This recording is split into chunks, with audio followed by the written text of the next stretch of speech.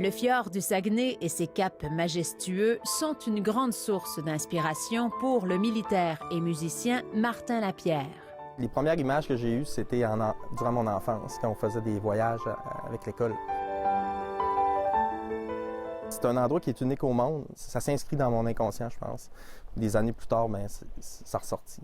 En 2011, lors d'une mission en Afghanistan avec le Royal 22e Régiment, le technicien médical frôle la mort au cours d'une patrouille. Il marche sur une mine, mais par miracle, la charge n'explose pas. Cet événement devient l'élément déclencheur pour la réalisation d'un rêve. C'était comme si je réalisais vraiment qu'on pouvait mourir. J'ai pas été le seul, là. C'est pas une histoire unique là, tant que ça, mais je veux dire, ça fait partie du métier, on l'accepte, tout ça, mais tant que tu le vis pas, puis tu le vis vraiment là-bas, la seconde après, puis les jours après, puis tu commences à penser, bien là, tu as vraiment passé proche. Puis ça, c'est à partir de ce moment-là, vraiment, que là, j'ai décidé d'approduire la musique, tu sais. Il amorce donc l'écriture d'une pièce intitulée « Cap Trinité ».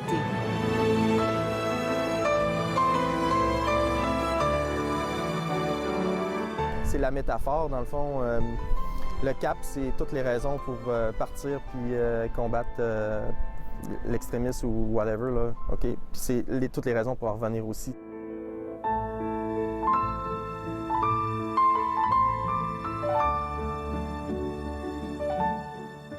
Martin Lapierre a découvert la musique dès son plus jeune âge. Mon grand-père avait un piano un peu de ce type-là.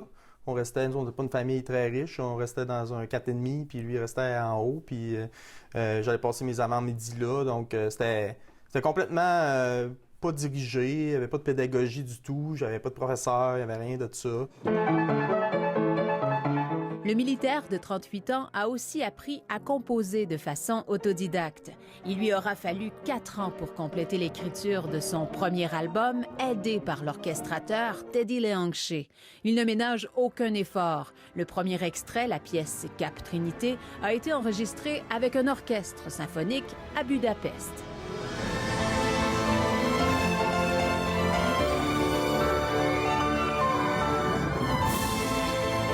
C'était vraiment un grand moment d'émotion.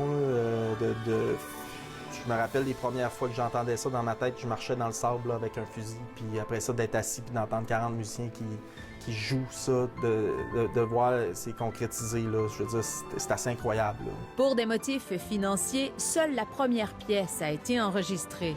Un projet d'album important qu'il finance entièrement et qu'il espère compléter au cours des prochaines années.